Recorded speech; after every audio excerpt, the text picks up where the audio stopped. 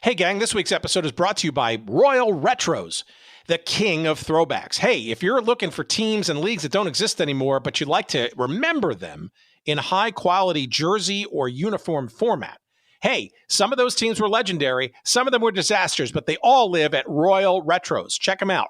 RoyalRetros.com. Use that promo code SEATS for 10% off all of your purchases. Check them out now.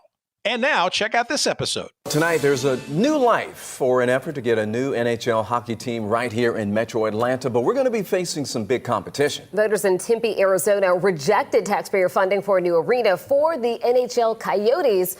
11 Alive's Doug Richards, though, has a look at what that could mean here. The NHL Coyotes in Arizona need a new home. Tuesday, voters in Tempe, Arizona, went to the polls to decide whether to use taxpayer funding to build a new hockey arena. I don't really want my tax dollars going that direction. Voters rejected the project. We are just absolutely thrilled. With that door all but closing in suburban Phoenix, another door opens in Metro Atlanta, says Fulton County Commission Chairman Rob Pitts. We're in the right place at the right time, and there's no better part of the country to support a new NHL franchise than Atlanta and Fulton County and the state of Georgia. Pitts was here when the NHL Thrashers spent 12 years in Atlanta, then left more than a decade ago amid ownership turmoil. Before that, the Thrashers often packed the facility now known as State Farm Arena. Pitts says it could happen again. And I think that the demographics have changed and it will be even more popular than it was before. The Thrashers weren't the first. In the 1970s, an NHL team called the Flames played here. Like the Thrashers, they left Georgia for destinations in Canada. Now, Arizona faces the same prospect. I think it's something, again, that we ought to vigorously support and pursue. Atlanta reportedly has competition for the Coyotes. Those cities would include Salt Lake City, Houston, and even Phoenix, which is just up I-10 from Tempe. In downtown Atlanta, Doug Richards, 11 Alive News. Welcome to Good Seats Still Available, a curious little podcast devoted to exploring what used to be in professional sports. Here's your host, Tim Hanlon. Well, hello. How's it going, everybody? Your pal Tim Hanlon here, and it's Good Seats Still Available, the curious little podcast that is devoted each and every week to what used to be in professional sports. How are you? Thanks for coming by. We appreciate it. Hope you're staying warm. It's been a brutal winter, at least the first couple of weeks of 2024 where we are. And I suspect in many parts of the United States, at least, probably also where you are too. Hope you're staying warm and cozy. And hope we can entertain you for an hour and change this week to keep your mind off of the shoveling and the ice and all that kind of stuff. However, we are going to stay in the realm of the ice. We're going to be talking about hockey again. Always enjoy that process. And a return guest from now 2 years ago, Professor Thomas Aiello is back with us. You may remember our episode 244 called Dixieball with Tom. That was a wonderful and very enlightening conversation devoted to the history of pro basketball and in the Deep South when it is juxtaposed with the understanding of the political and cultural and social history of the South. That book, of course, was called Dixieball, Race and Professional Basketball in the Deep South. And we talk about the Hawks and the Pelicans and the New Orleans Jazz and the ABA Buccaneers in that conversation.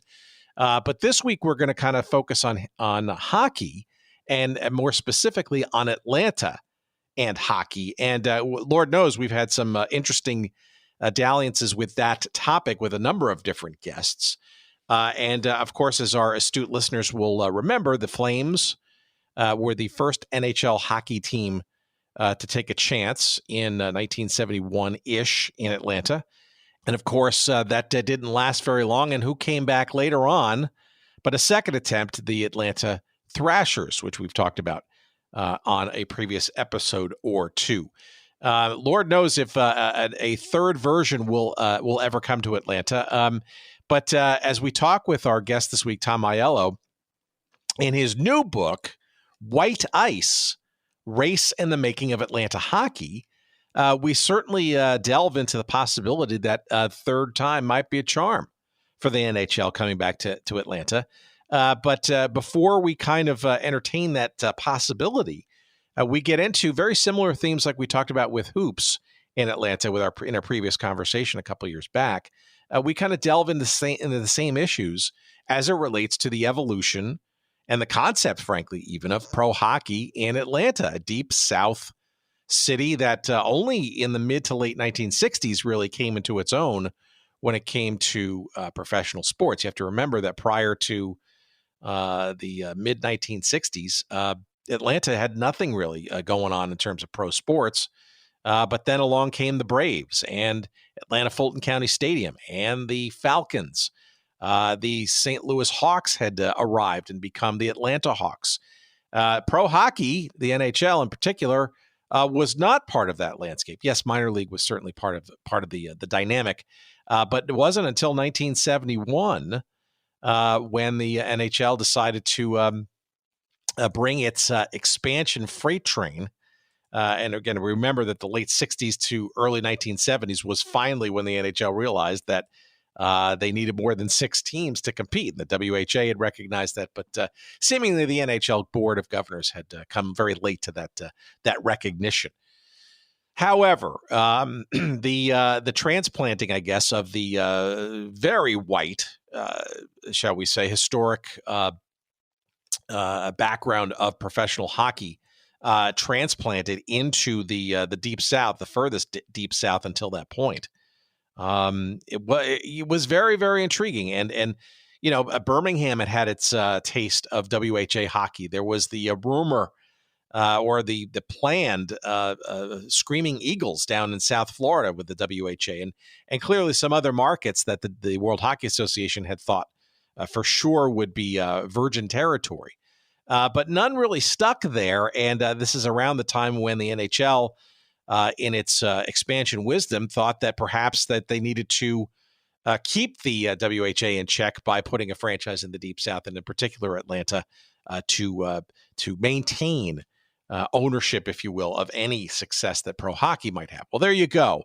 That's sort of part of the economics, I guess, and the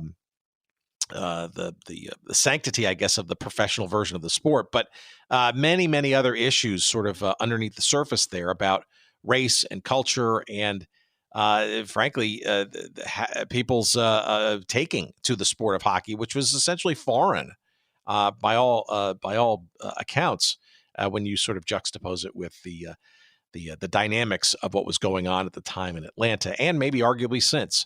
Lord knows, again, that pro hockey might have another renaissance, and we'll discuss that. But we get into the deep issues relating to the folly that has been professional hockey largely in Atlanta, not without its many successes. But we don't have a franchise now, and we're going to discuss all of that with our guest this week, our return guest this week, Tom Aiello, as we discuss Atlanta hockey and his new book, courtesy of the University of Tennessee Press. It's called White Ice, Race in the Making of Atlanta Hockey. That is the topic of our conversation. You, too, can get a copy of this book. It's a great read and an intellectual one at that. Lord, we'd like to indeed keep things on the highbrow as much as we can around here. You can find a copy of that book wherever good books are found. But of course, we appreciate it if you go to our website at goodseatsstillavailable.com, search up this episode number, 334, I believe. And this conversation with Tom Aiello to come. And you will find a convenient couple of links to this book, White Ice, Race in the Making of Atlanta Hockey. And when you do that, you will be whisked away to Amazon, where you'll get the book as fast as humanly possible. And of course, we get a couple of shekels or two of referral love, and we appreciate that very much when you do that. All right, let's get right to our conversation. It's great to have Tom back on the podcast, and as always, we admonish you, we encourage you, we cajole, and gently remind you to please, as always, enjoy.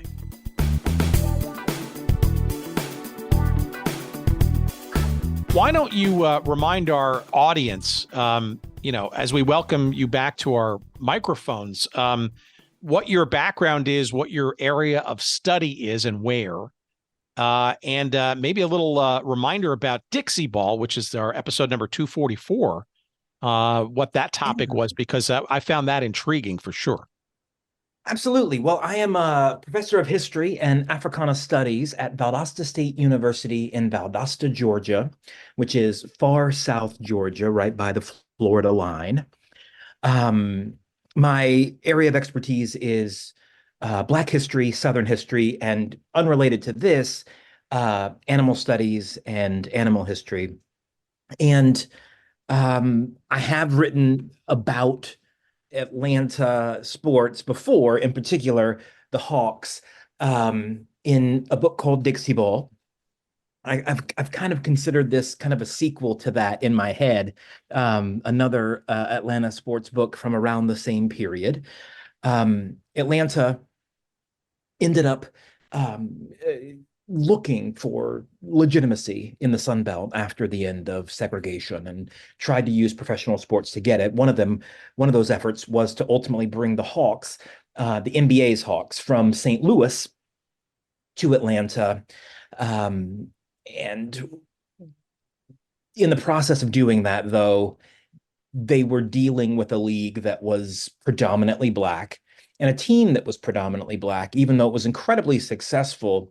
They found that the only way for them to succeed financially in Atlanta was to dismantle that successful Black team and replace a lot of those players with white SEC stalwarts that weren't quite as good or ready for the NBA, but that their white fan base could get behind. A similar phenomenon happened in New Orleans in the ABA. And so Dixieball was really about the phenomenon of a Black league coming to a recently desegregated American South. Here, we're talking a little bit about a compensatory project of trying to bring a predominantly white league to kind of leaven a lot of what happened with the NBA move to the South. Yeah, and this new book obviously is there's a parallel in some respects to the Dixieball conversation, but a complete divergence from it as well, right? I mean, absolutely. I think rooted in that sort of commonality, at the very least, very base sort of case here, is sort of the long sort of history that we've sort of rooted out in our various conversations over the last, I don't know how many years we've been doing this silly show.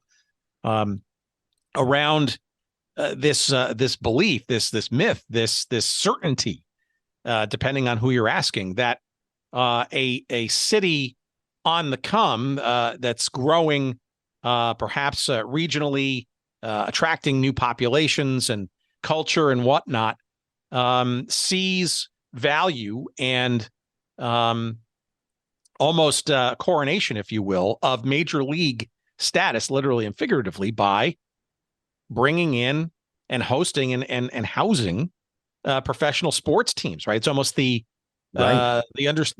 understanding that you're not major league until you truly have major league sports. And certainly that was very dominant in the 1960s and 1970s in particular. But here we are again for a different sport. Maybe a little background as to how hockey is similar and dissimilar in that sort of setup. Yeah, it's interesting. You're absolutely right, by the way. And I think society plays into that because I think we do think of cities that have major league teams differently than cities that do not. And I think a lot of civic leaders come by those assumptions honestly, even though those assumptions usually end up doing a lot of damage to those various cities. But hockey is a very different animal. It is a Canadian game, and even though basketball was invented by a Canadian, it is very much an American game. The NHL is founded in the World War I era, but it's an entirely Canadian operation. Eventually, in the 20s, it will slowly move into the United States, in Boston and in New York. But it's a very slow move, to be sure. They end up, by the time we get to World War II, they had tried teams in places like Detroit and Cleveland. But ultimately, during World War II, the number of teams gets whittled down. So many teams collapse in various forms and fashions that ultimately there are 6 left. Those are the 6 that we know as the original 6. They actually aren't the original 6, but they are the ones that we deem the original 6 because they're the ones who survived World War II. And so it was a 6-team league, and it was a 6-team league for 2 decades. It was only in Canada, only in Eastern Canada, and only in the American Northeast. It was, with the exception, I guess, of Detroit, the farthest west that they went.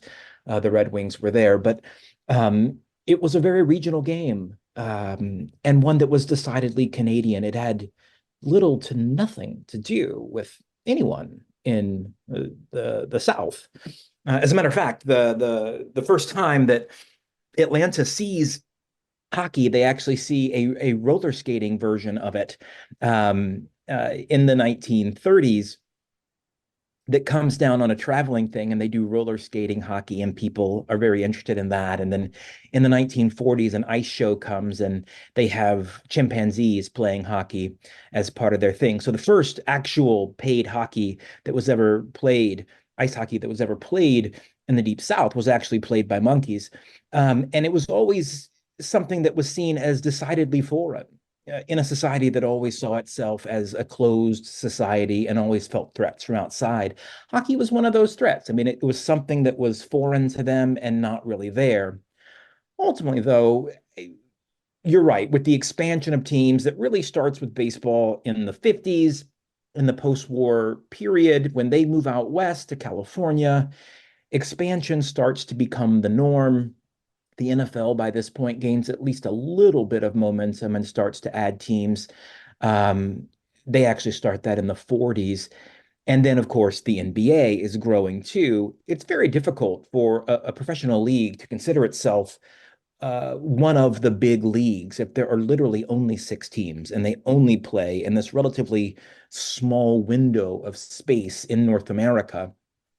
And so in the 1960s, responding to the financial exigencies that are kind of created by these other sports and the growth of television and things like that, the NHL will finally expand, and they will double their number of teams to 12. They will add 6 new teams. And from that point, it becomes kind of a you can't put the toothpaste back in the tube kind of phenomenon, where expansion is going to become the vehicle of growth, much to the chagrin, I should say, of a lot of Canadian commentators. Canadians don't really like this very much because inevitably expansion is happening in the United States, where all of the major growth markets are. And so you have this weird situation where you have a game that is bound up with the identity of one country, that is expanding almost uniformly into another country, even though 90% of the players of that game come from Canada. And so Canada is really interpreting a lot of this as both a watering down of the actual game because you're allowing players that wouldn't normally make the cut to be on teams. And they're seeing this very much as a brain drain, as all of their talent leaving their own country to go serve the interests of Americans. And that is the hue and cry in the 60s when the league is moving to like Buffalo, like literally right across the border from Canada. So, I mean, you can imagine what farther moves are going to do to their assumption about what exactly the growth of hockey means. And so, unlike basketball, which was always seen as kind of an Americanizing entity and had always been there in the South, even before the NBA. Hockey was different because hockey was a game that no one had really ever experienced before in the South. And it was going to be a kind of culture shock, I think, that I don't know if everyone was expecting. Yeah, well, a bunch of things to unpack there. I mean, which to me are all, it's a huge confluence for all this. So number one, I mean, look, the NHL, right? I mean, you mentioned all those other major sports, right? They were very late to the game. They were exceedingly conservative, and it wasn't until 1967 that they seemingly Intentionally so. recognized that Right, there was absolutely.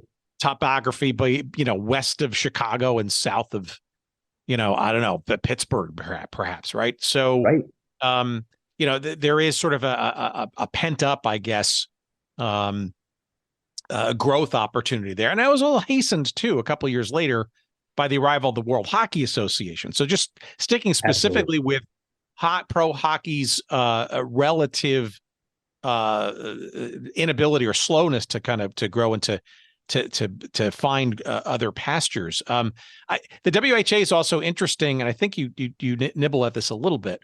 There was a franchise in the Deep South, in Birmingham of all places. Eli Gold, the voice of the University of Alabama Crimson Tide football team and NASCAR guy. It was his first real job growing up in Brooklyn, and fine. But he was the voice of hockey for that team, and I wouldn't call it a raging success, but in some respects, some real pioneering efforts in the quote unquote Deep South. There was, and I guess this is the other overlap here. This sounds shades of earlier a decade or two around, the Washington Redskins, then known as, right, in the NFL, right?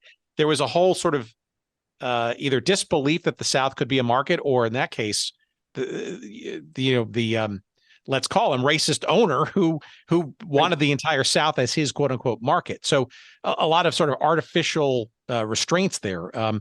I guess there's an insight in there somewhere. No, there absolutely is. You're absolutely right. And those are two different points, but I think they're both important. First, you're right. Birmingham does get a WHA team, and actually, that is not an expansion team. That is a move. It does not come into the league when the World Hockey Association starts.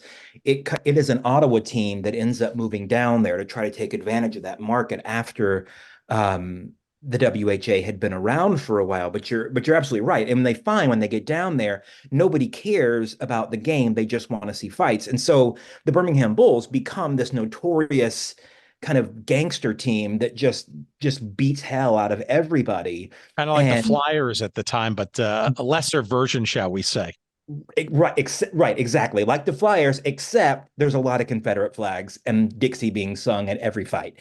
So yes, it is that kind of thing. And so again, that brings a lot of criticism onto why are we putting hockey in the South? They're ruining the game. They're taking away the beauty of it and just making it into a thug sport. A lot of Canadian commentators kind of hate this for that very reason. But you're also right about markets. When I should say, let me just say first that for those who don't know, the same people who created the American Basketball Association, the ABA, to compete with the NBA and ultimately to try to force a merger, much as happened in the early century with the American League in baseball and a little bit prior to this with the AFL in football, the same people who did that with basketball, with the American Basketball Association, with the Nets and the Nuggets and all of those teams, after they had seen success, they decide to try that for the one sport that it hadn't been tried for, hockey. And so they create this World Hockey Association. And some of the teams they put are in Canadian markets. I mean, they put teams in Ottawa, they put teams in Calgary and Edmonton, and they kind of move Canadian hockey west. They also put teams in kind of virgin markets. One of them, at least initially, was Miami. Screaming Eagles, a team never even played, but yes. Never even played, but they had the idea that, hey, look, there's this whole section of the country that's never seen hockey. This could be a place where we could actually put a team and succeed. And so they start this process again with the same goal as they had with the ABA, to ultimately force a merger. And eventually they are successful in a limited way, in the same way that the ABA was in a limited way successful in getting some teams into the NHL eventually. But that organization ultimately challenges the NHL and is really going to push the market for expansion. And you're right. The Redskins point, I think, is really good too. Everybody is vying for a virgin market. And once you get it, you don't want any competition there.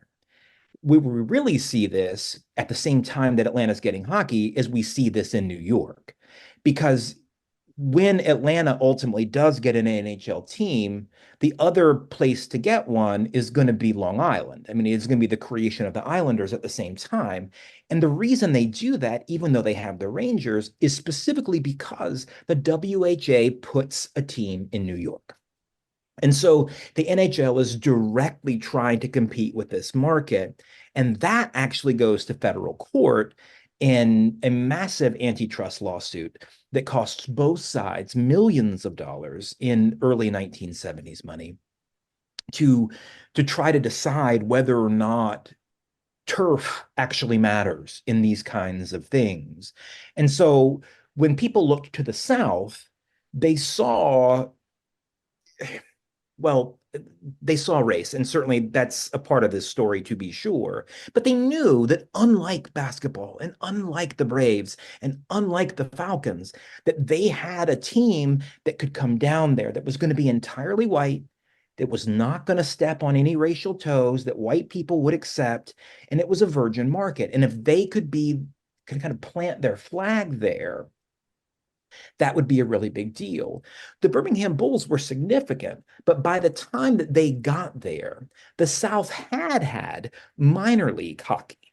And the NHL was desperate to try to paint the WHA as a minor league organization, that the NHL was going to be something fundamentally different, that it was going to be, it's far more big time and everything else. And so their idea was you get the most important Southern city, which is Atlanta, even though it has not proven to be a good sports market, you get that city, which has far more prestige than Birmingham, and you win the region, and you become kind of the Redskins of the region. You own the market, just like the Braves still do in the South.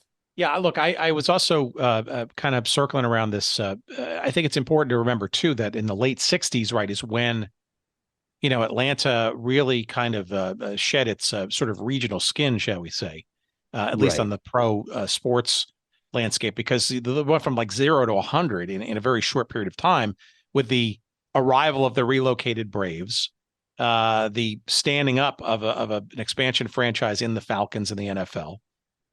You had even the Atlanta Chiefs, right, probably given more love and admiration in retrospect than the actual time, but it was still another pro team, and the Hawks, right, who had been there for a little bit too. So the only thing that was glaringly missing as the 1970s got going, right, was this professional hockey thing. And therein lies sort of the background that we just kind of talked about. So it just seemed like a natural, wouldn't call it a fit, but a natural missing link, I guess, for a city that was truly trying to kind of round out its professional cred. Absolutely. And, that's the cultural side of it. The cultural side of it is that we want this to be able to show everybody that we are ultimately major. We have all four sports. The economic side of it is if the Hawks want their new arena built, because originally they were playing in Georgia Tech's Alexander Memorial Coliseum, because we didn't have an arena here. And to get the arena built, you have to figure out ways to monetize that more than 40 days a year, which is all NBA teams will be using it for. And so the argument was we not only need a hockey team for our cultural kind of expansion, but to make this feasible financially for downtown Atlanta, we need to fill 40 more dates in that arena. And so the NHL was sold at the time to the city council, at the Board of Aldermen, as part of the long-term plan for this arena to convince them to help with funding, because ultimately it was hockey that would help the arena pay for itself. So this now leads into, all right, so I think all that background, right, just seems like, okay, this sounds inevitable.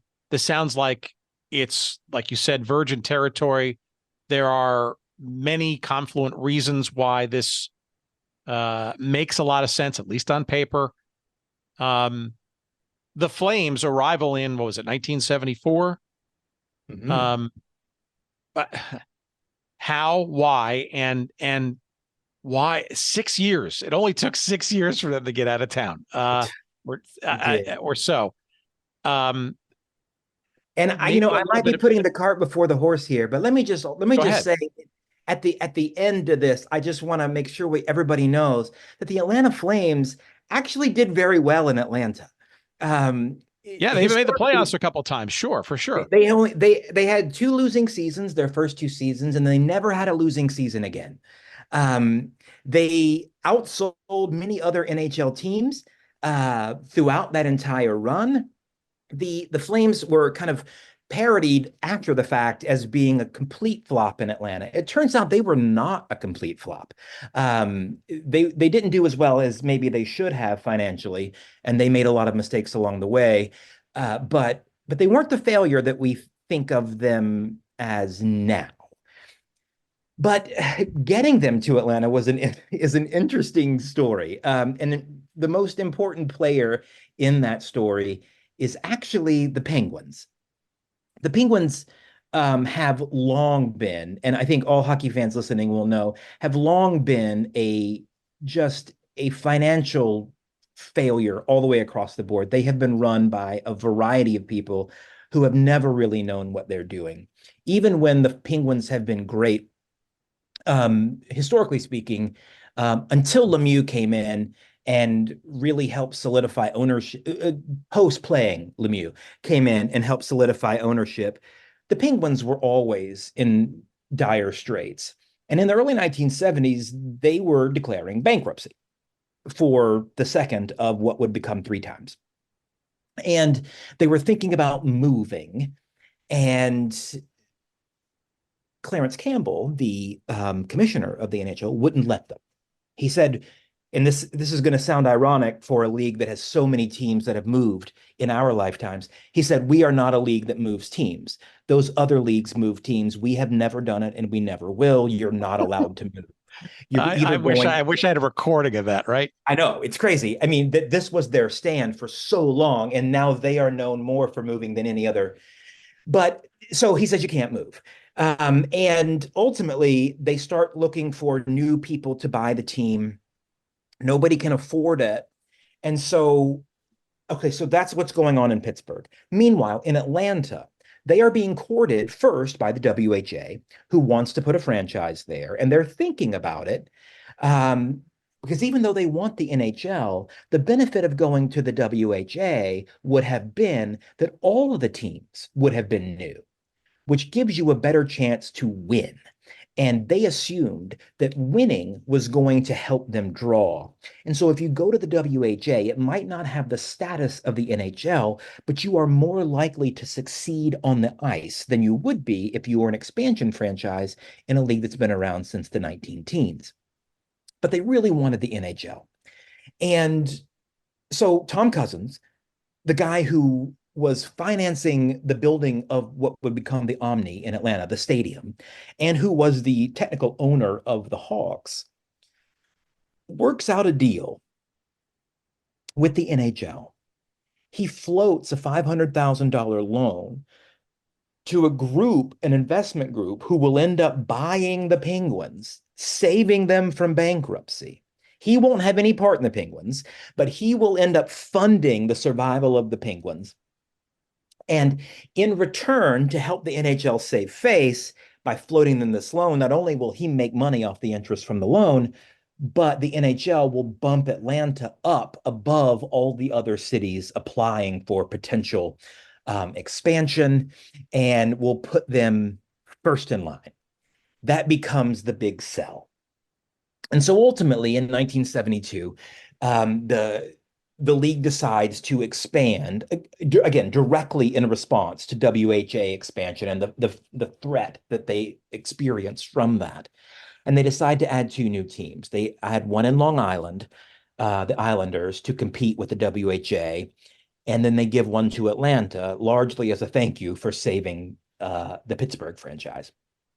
And so Atlanta gets its team. They have this team, and they had been hoping for that. They had been talking about it for years. And now they didn't exactly know what to do with it. Like, great, we have this. Now what? Certainly, they were excited about the fact there was going to be a new sport. But new didn't necessarily mean attendance, as we found out with the Chiefs. Soccer was new too, and people tended not to care. But this would be different because they knew that all the players were going to be white, which mattered in Atlanta in the early 1970s, especially when considering that part of that arena was specifically sold as being a quote-unquote downtown revitalization project, which is always racially coded whenever you say anything like that. And so they go about trying to put a team together, and they end up hiring Boom Boom Joffrion, one of the greatest NHL players of all time, a failed coach, but a real legend in the game. But of course, one that no one in Atlanta had ever heard of. He wasn't famous there. He was somebody that nobody had ever heard of. And he spoke, of course, with a thick French Canadian accent. And he comes down. Luckily, he is able to overcome a lot of those things because of his personality. He becomes a star in the city. And then they go about looking for players. They have an expansion draft. They end up taking several players that end up being kind of Atlanta Flames legends. Dan Borchard in particular, the goalie, who was actually their second goalie taken. Phil Meyer was the other one. Dan Bouchard, a former guest of ours, a very enlightening conversation, and especially as that team crumbled near the end. Still very much devoted to, that time, always defends, in all of his interviews, defends the Flames as being a viable prospect in Atlanta. They also got Phil Meyer, who was Ken Dryden's backup, and knew that he would never see the ice in Montreal because Montreal was just, the Yankees. And so it gave him a chance to play as well. They got some players in that, but the player that they really wanted, the player that they focused everything around, was in the rookie draft when they wanted Jacques Richard, known as Rocket Richard. He looked almost exactly like Pete Maravich. He had a similar profile, and they were looking for the Pete Maravich of hockey because Pete Maravich sold tickets to the Hawks. That was their big get, and they wanted that for the Flames. And they end up getting Rocket Richard and wooing him away from the WHA because the WHA had a team in Quebec City, and he was from Quebec City. So they were able to woo him away with NHL kind of money, and they built this team. The big problem they ran into is that it's nice to have players, it's nice to have a coach, it's nice to get the actual mechanics of actually playing in place, but you also have to have, kind of butts in seats. And what they ended up doing was selling hockey as an upscale event. They promoted an ice age in Atlanta and marketed themselves to wealthy white suburbanites. And I mean, people dressed up to go to games because they'd never been to them before. There were people in tuxedos in the stands at the Omni to go watch hockey. They were serving champagne. I mean, they were trying to make this a decidedly upper class thing, which of course in Atlanta means a decidedly white thing, so that the faces in the stands would all match the faces on the ice, even though they were right in the middle of an area that was 90% Black. And so that ends up becoming their big problem. There's only so much high dollar money in Atlanta that's willing to go into town, into what they call a quote unquote bad part of town, which really just means Black, and go to see these hockey games. And, season tickets dwindle relatively quickly year by year. Even though attendance itself stays relatively stable, season tickets, which is kind of how you make all your financial planning, dwindle every year because of that. All right, what's this? Royal Retros. All right, longtime fans of this show may remember a little site that we used to promote the heck out of called 503 Sports. Well, not only are they still around, they are now known as Royal Retros. RoyalRetros.com, the king of throwbacks. And like the name implies, the highest quality jerseys and hats and apparel and all kinds of stuff related to various teams and leagues and situations that we love to obsess about here on this show. And I'm talking about getting jerseys with your name and number on the back of them, customized to your liking for the WHA or old NHL hockey teams that may not exist anymore. Perhaps it's a Federal League team from way back or a Negro League team. Maybe you're just enamored with the various football leagues of the past, like the Arena League or the All-American Football Conference or the original UFL, United Football League. Yes, you can get all of those teams in all kinds of colors, away jerseys, home jerseys. You want to put your name on them. You want to make sure you got the official patch on the side. All of those things and more at RoyalRetros.com. And I'm not kidding, friends. You go there, you want to find that Cleveland Barons jersey to wear and show. Hey, you're maybe a Colorado Avalanche fan and you want to represent the Quebec Nordiques from where they came in the arena to show your heritage and your love and knowledge of the history of that franchise. You can do that and more. And I'm talking across football and basketball and baseball and hockey and you name it. All kinds of great stuff for you to find and buy and purchase and wear proudly from Royal Retros. That's RoyalRetros.com. And of course, we have a promo code for you. We want to save you money from all these great things. And here's that code. It's SEATS, SEATS, promo code SEATS for all of your purchases at RoyalRetros.com. Check them out. You'll be glad you did. We love them. And our friend Destin Alameda there out in Portland, Oregon, we appreciate his and their sponsorship of this show. And now, back to our conversation.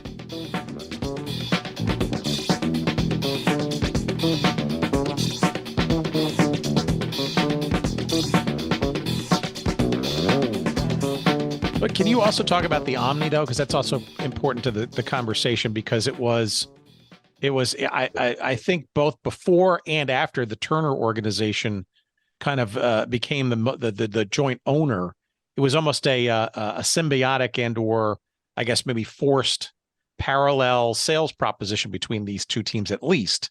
Absolutely. And the building was brand new in 72.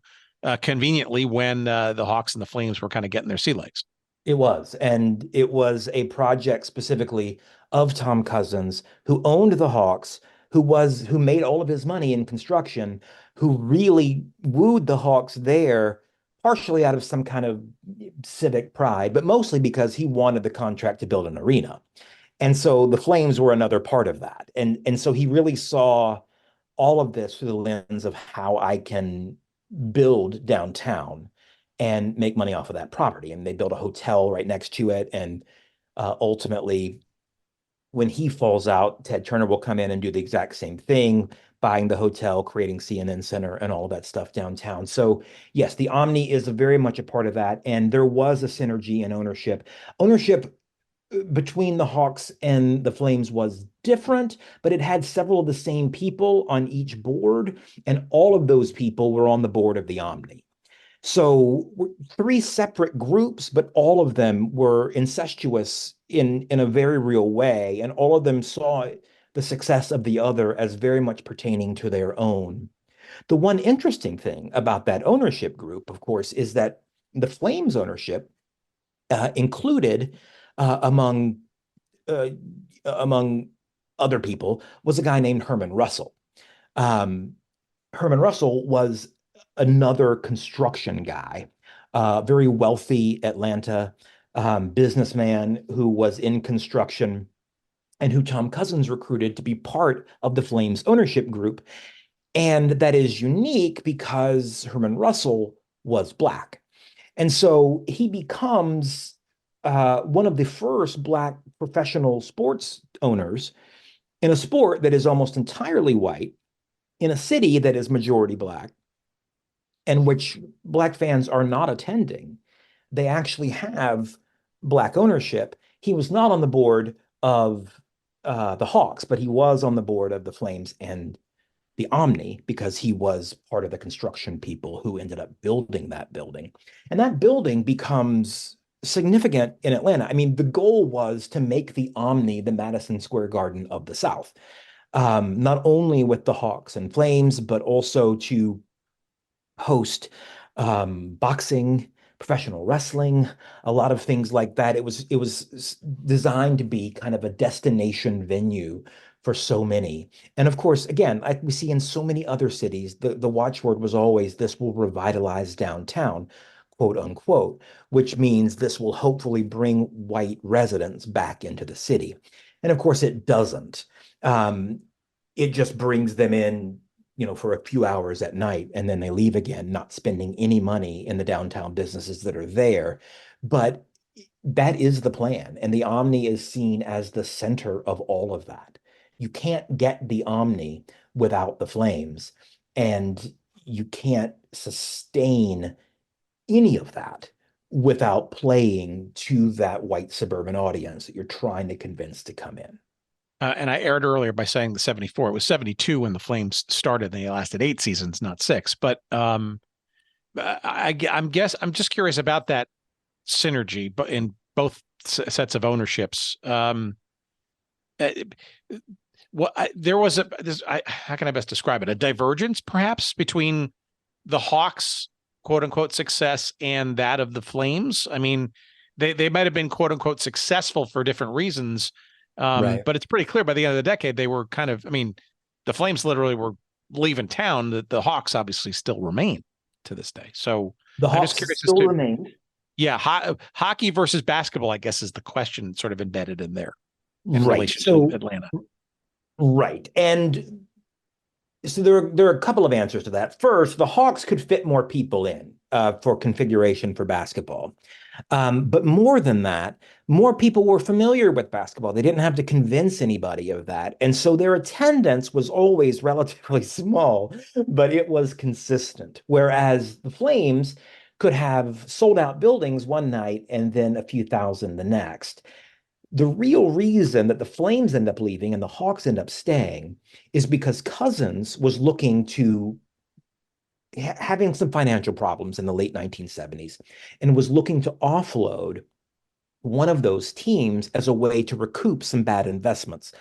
And while there wasn't really a burgeoning market for an NBA franchise, there were Canadian cities chomping at the bit to get an NHL franchise.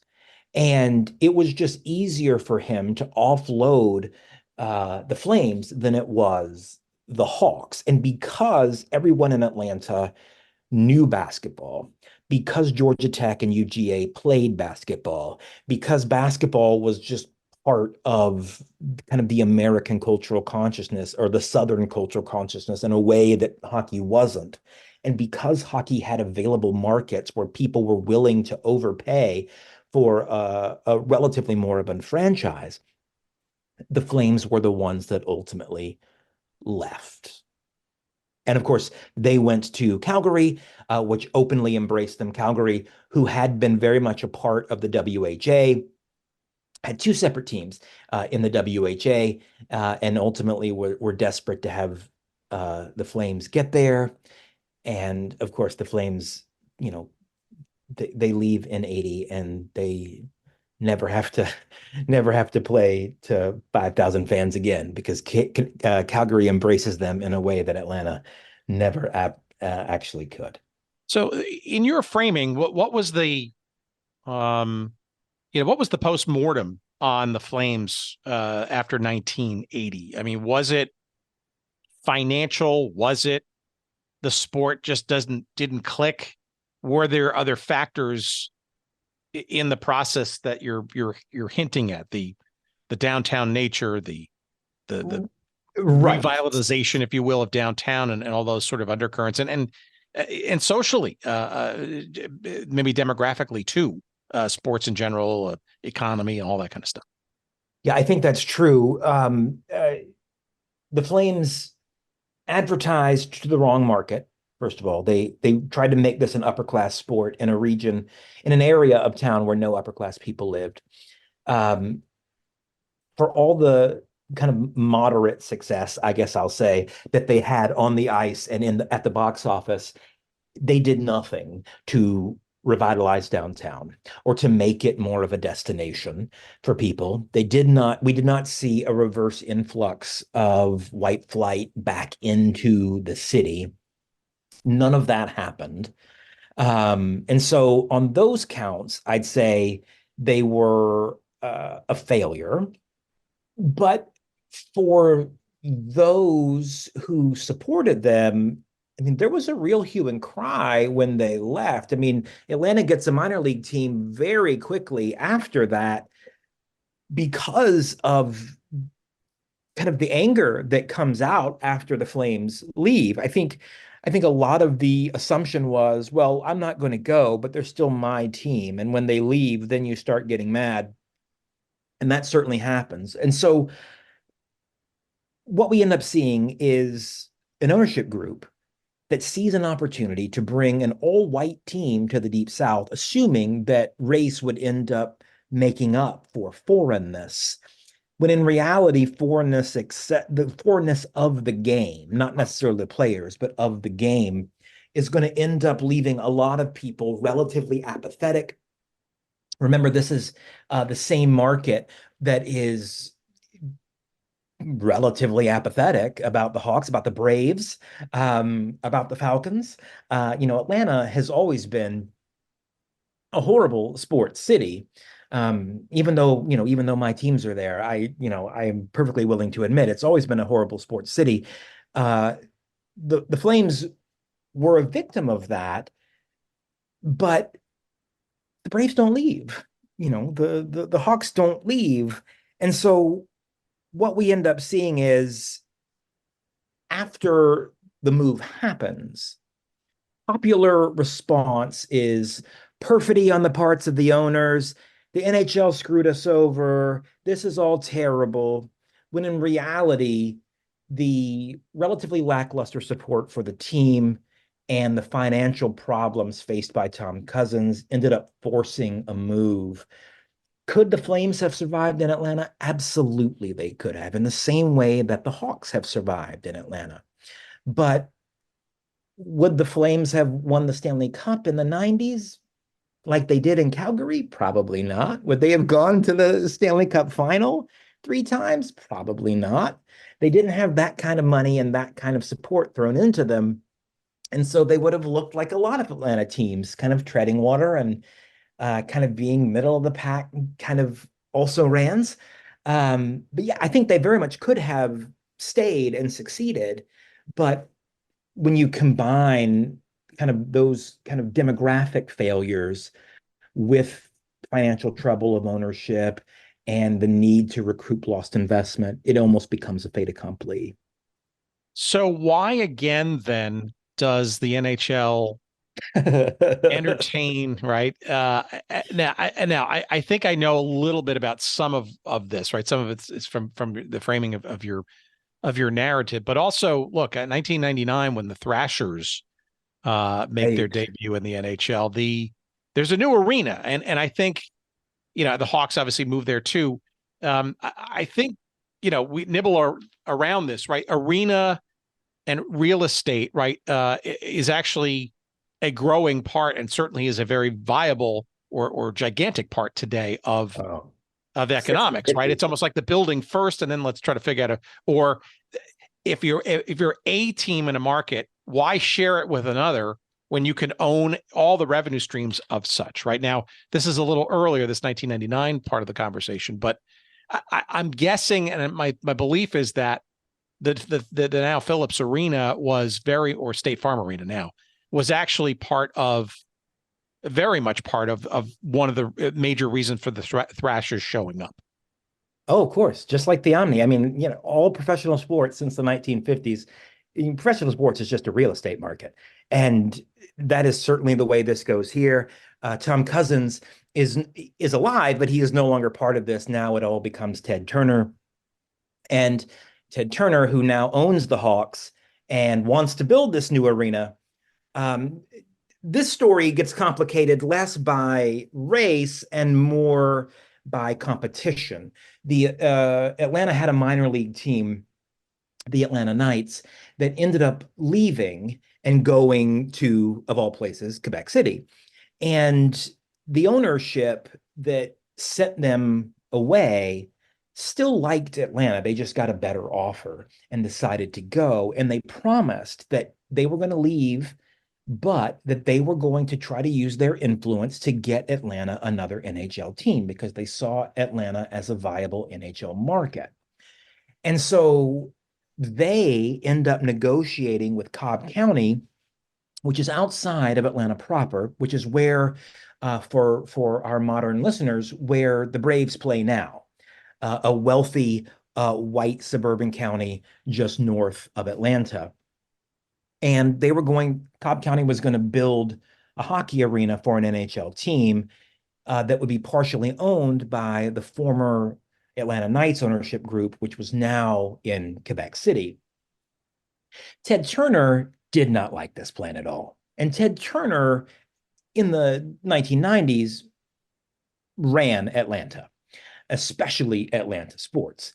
And he wanted a new arena to replace the Omni. And again, just like with the building of the Omni, he knows that if you're going to build a new arena, you need dates besides the 42 that the NBA is going to give you. And so he makes his own play for an NHL team, undercuts the Quebec group, and tries to get a team that could play in his arena, which would literally be, it's a city arena, but it is literally attached to CNN Center. You enter the building through the CNN Center. It is very much a Ted Turner property. And he wanted that team to be part of his umbrella of properties, along with the Hawks and the Braves and WCW. For non-wrestling people, that's the World Championship Wrestling, the other thing he owned, the competitor at that time of the WWE. And so he goes to the NHL, uses his clout, and is able to kind of outbid the group from Cobb County, uses that coup to convince the Board of Aldermen to fund Phillips Arena, which later changes its name, and brings in the Thrashers. The Thrasher, actually, when the Flames came in, they had a naming contest to name the team. Flames is what ended up winning. It's a Civil War reference to the burning of Atlanta by William Tecumseh Sherman. It's still, to this day, the Calgary Flames are the only professional sports team to have a Confederate name, and yet they are in Calgary, Canada. It's very bizarre. It's probably right up there, although not with the Confederate link, with the Utah Jazz in terms of incongruity with their new location. But I digress. Exactly. That's a crazy one too. There's so many Confederate names. The Lakers is another one. LA Lakers, right? College teams in the South, but the Flames were the only pro sports team to have a Civil War name attached to them, and then they leave. And you're right. Those leavings, when you don't change the name, always becomes bizarre, like the Lakers or the Flames or the Jazz. But Thrasher had come in second in that vote. The Thrasher, I should say, is the Georgia state bird. And when Ted got his team, he wasn't going to do a naming contest because he was Ted Turner. He was going to name them himself. And he very much wanted a bird name because he already had the Hawks and there was already the Falcons, and he wanted everybody to have a bird name. And so he decided it was going to be the Thrashers. Against a lot of protests, people didn't like it. They thought the Thrasher was too small of a bird. They didn't think it was tough enough, but Ted gets his way, and we get the Thrashers. And ultimately, they will run into similar kinds of problems, just like the Flames end up kind of selling out in their opening draft to get Rocket Richard, who ends up not becoming the ultimate superstar they thought he was going to be. The Thrashers did the same thing. They end up leveraging everything to get the number one pick. And with the number one pick, they take Patrick Steffen, Vancouver has the second and third picks because of some trades and because of what the Thrashers were giving away. And with the second and third pick of that draft, Vancouver takes the Sedin brothers. And so the Thrashers are kind of beset with the same problems. They miss out on the two surefire Hall of Famers in that draft, even though they had the first pick.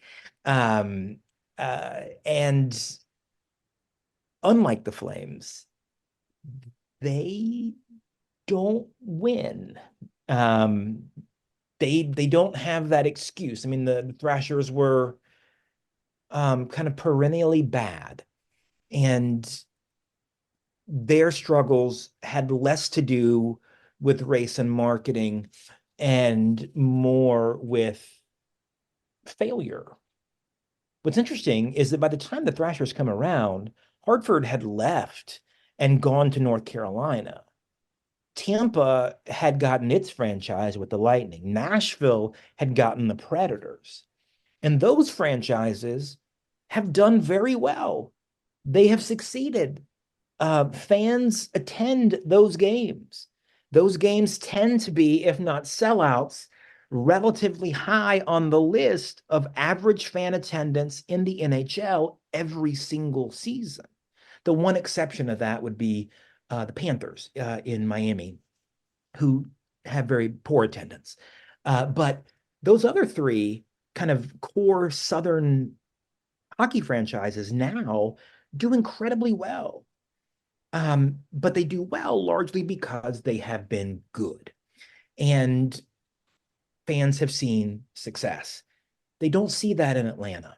And Atlanta couldn't sell out the Braves stadium when the Braves were going to the World Series every year in the 90s. So, Atlanta has always kind of generally had this problem. And ultimately, the Thrashers will end up leaving as well. And they will go also to Western Canada. They will go to Winnipeg, and they, unlike the Flames, will rename themselves to their former NHL team name, the Jets.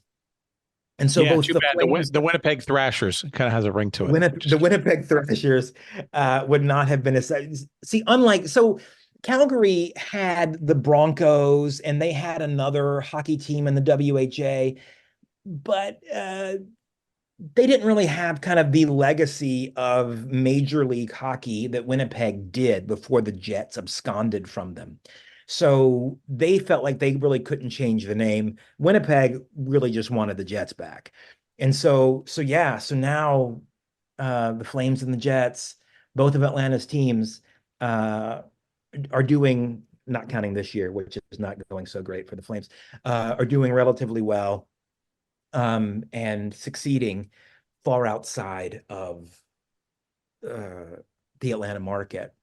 Let me ask you one sort of other thing, and then so maybe we can cul-de-sac this, because I want to sort of wind up and get your opinions about what next, because it's interesting, the late 90s, right around this time, that Atlanta, from a city and sports perspective, right, had a whole new level of energy around it. Obviously, the 1996 Olympics and Turner Field, even its very existence was, I think, quite smartly conjoined at the hip as being part of the Olympic Stadium at the time, and then a repurposed kind of process for that stadium. But as the years went on, right, and maybe this is sort of where this thematically hooks right back up to what you were talking about earlier, the lament over the years afterwards, right, was that, to your point, right, people were coming into the games from other places. There was still a relatively poor area or neighborhoods nearby.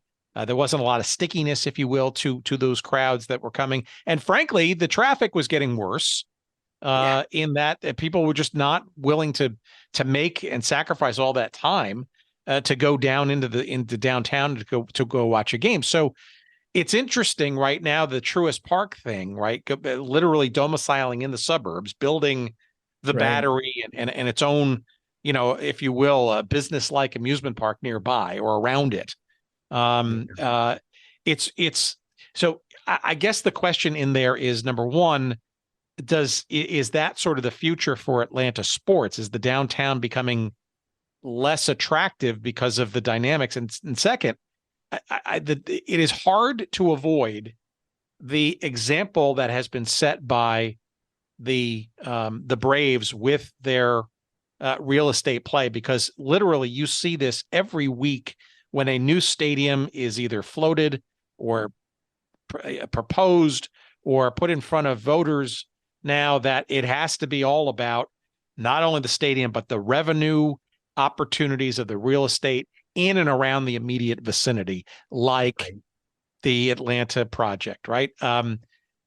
What have we created here? What does that mean for Atlanta? And does that mean that hockey can come back? I'm going to guess it would probably be more of a suburban opportunity given all of those dynamics if it were to come Right.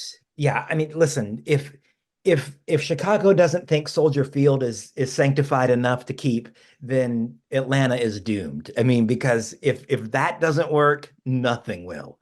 If the Bears are going to move out to the suburbs. So you're right. And I hate that the Braves moved. I don't like it, partially for selfish reasons, because it was easier for me to get to the old park at Turner Field, but also because they had promised a MARTA stop. So one of the other problems is that a lot of these cities have decent public transportation. Atlanta does not. Atlanta is a driving city entirely. It has very few public transportation stops. It does not have any kind of integrated infrastructure like that. That too has always been stymied by racial concerns, because white taxpayers do not want to pay for a system that they see as largely dominated by Black riders. And so there has never been a MARTA stop that has moved out to Cobb County. And so it makes it impossible for working class people in Atlanta to actually go to Braves games anymore. It's a problem, but it's the same problem Chicago is going to face when they move the Bears. It's the same problem that a lot of these places are going to face. The thing is, though, none of them are going to see it as problems, because, as you said, all they're worried about is monetizing real estate dollars.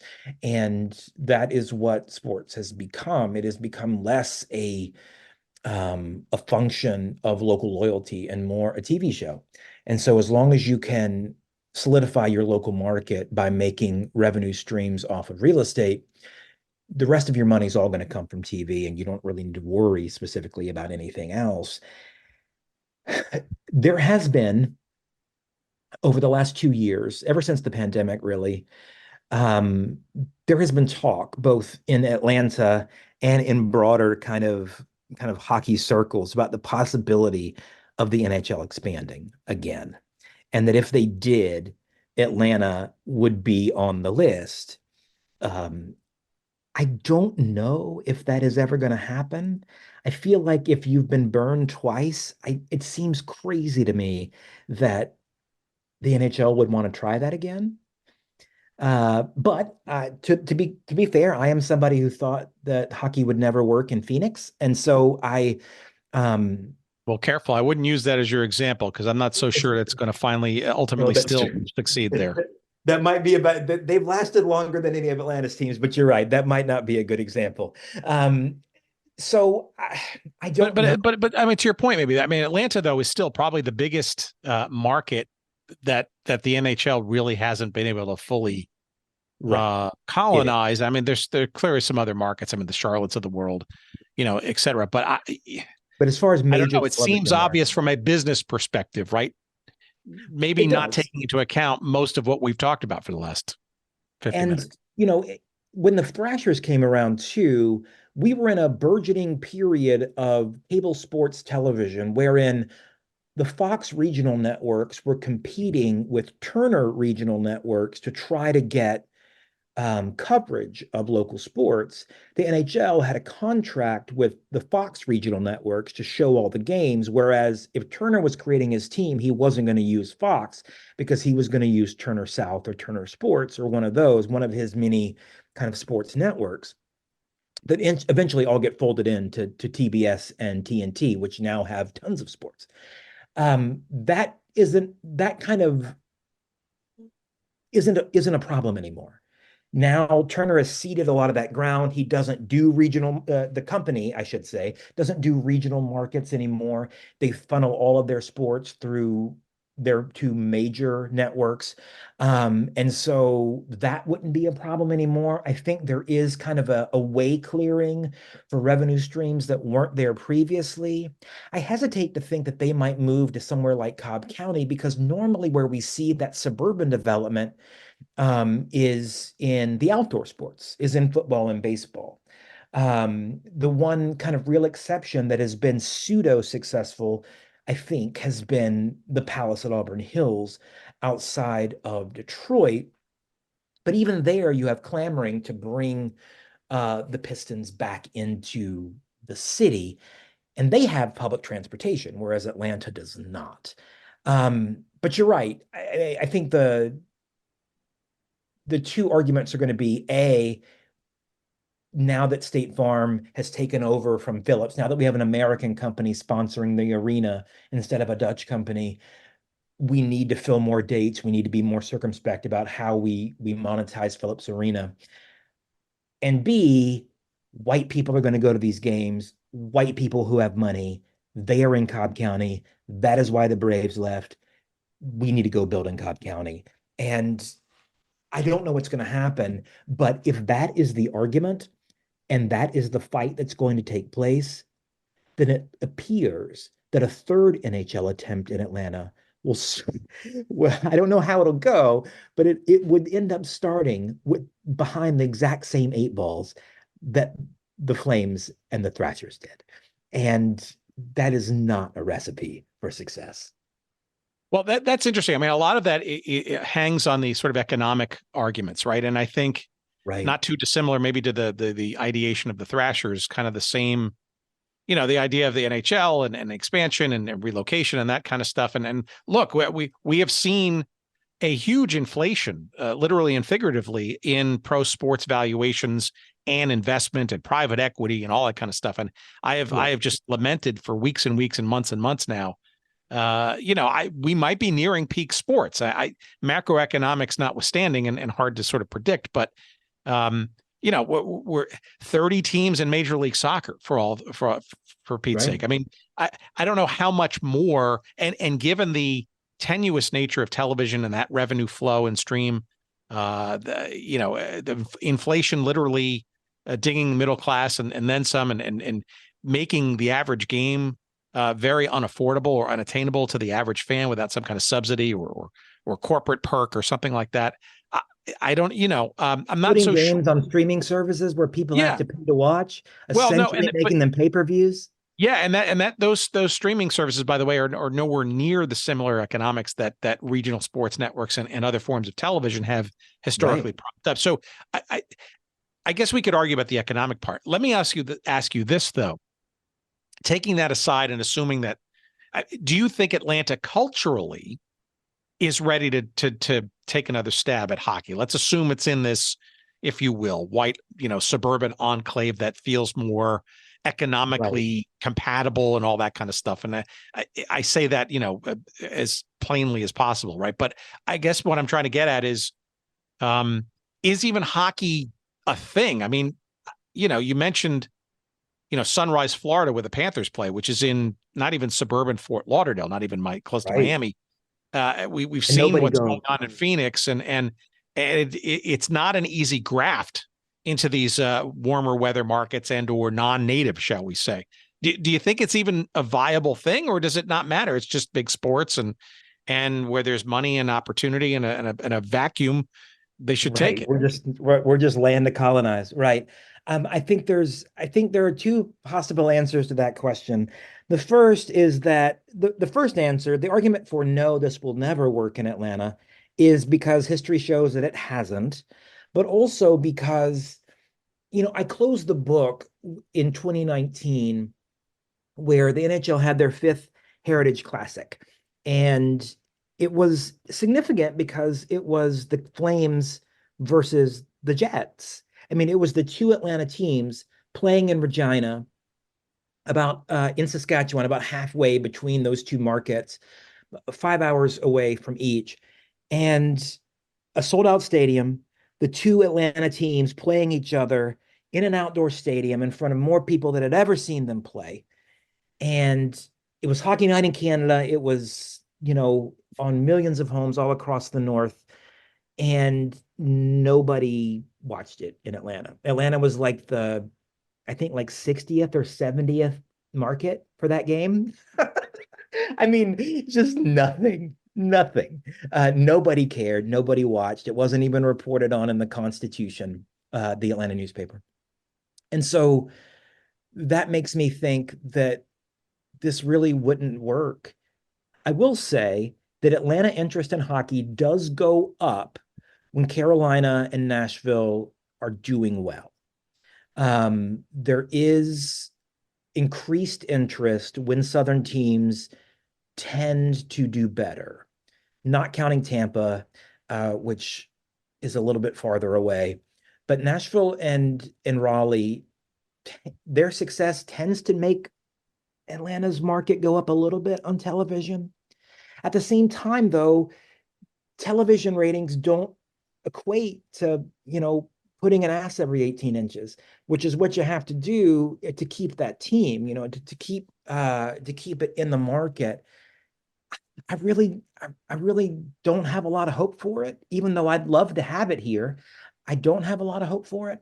The counter argument, I think, is United.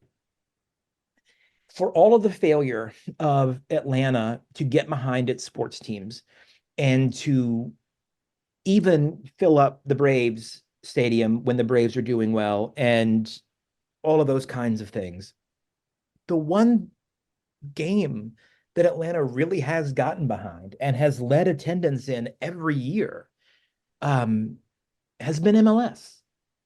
All of the largest crowds in MLS history are in Atlanta. Atlanta averages a greater attendance than all but 3 or 4 of the Premier League. And we're only good sometimes. We're not even all that great.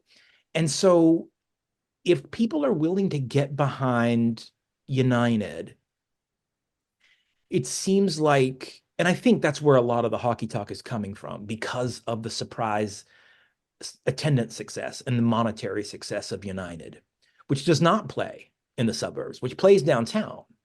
I think. Yeah, I think it's because it's driving more of a lot of a that talk. Yeah, well, it's more of a history of, I guess, being more of a middle class sport of the people, so to speak. Now, frankly, it's clearly going in a moneyed direction at MLS, sure, but there at least is that culture, I guess, of soccer from I think you're right. And on top of that, you're absolutely right. It's a foreign game to most people in the South, but you're right. It doesn't take any money to play. It's like basketball. All you need is a ball and everybody gets a chance to play. It's a democratic game like basketball. Whereas baseball, football, and hockey, you need to have money. You need to be able to buy a lot of equipment. And so people can go watch soccer because they go and they play soccer. People can go watch hockey, but they're always going to see it as something interesting and exotic. There isn't going to be a movement in and around Atlanta to create local hockey clubs and to develop a lot of the kind of minor league teams around Georgia into their feeders. All that kind of stuff will never happen. And so you're right. There is a democracy and a democratic element to soccer and basketball that hockey just doesn't have because it's expensive. And it's always going to be seen as exotic in a place where when the Stanley Cup final is going on, it's 110 degrees. No, I think you outlined it. I mean, look, I think like a lot of things are different this time around. I mean, you mentioned the economic issues. Certainly the league is looking to kind of maybe find its last market, so to speak. There's clearly a few that could move.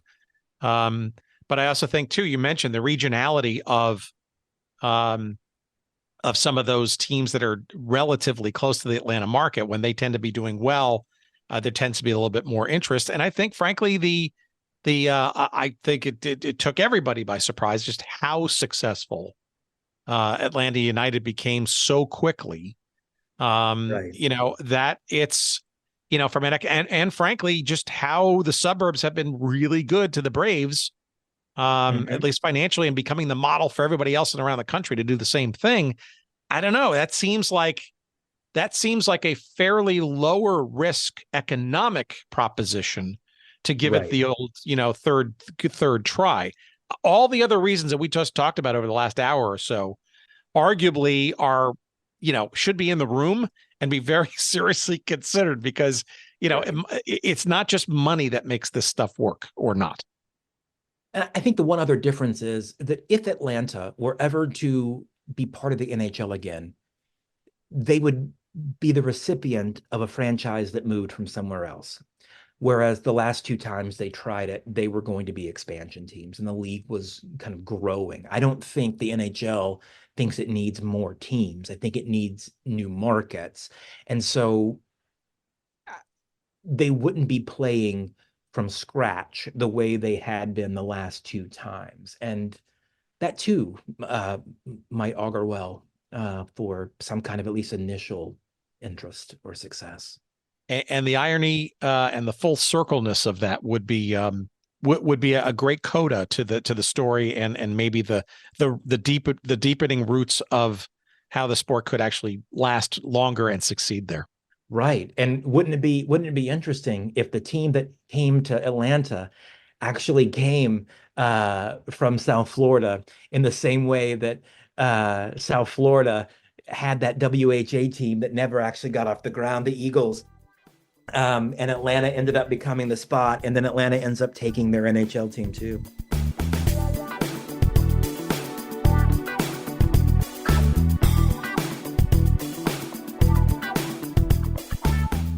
All right, our thanks to Professor Tom, and we encourage you to elevate your level of understanding about this topic of professional hockey, the city and the region of Atlanta, and the various undercurrents as to why the sport has yet to firmly get its grip NHL-wise in that market. The book just out from the University of Tennessee Press. It is called White Ice: Race and the Making of Atlanta Hockey.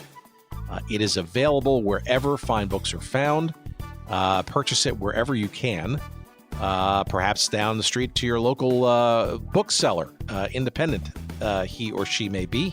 But if you'd like to give us a couple of referral shekels of love, we'd love and appreciate it if you went to our website at goodseatsstillavailable.com, searching up this episode number 334, where you will find some convenient links to Amazon, where you will be encouraged, and relatively easily so, to purchase said book, and we will get a nickel or dime or so for that referral, and we appreciate that very much. It's really the only way we keep our lights on around here, and we can't appreciate that more. And while you're there, why don't you also pick up a copy of Tom's other book that we talked about on our previous episode, number 244, called Dixieball: Race and Professional Basketball in the Deep South.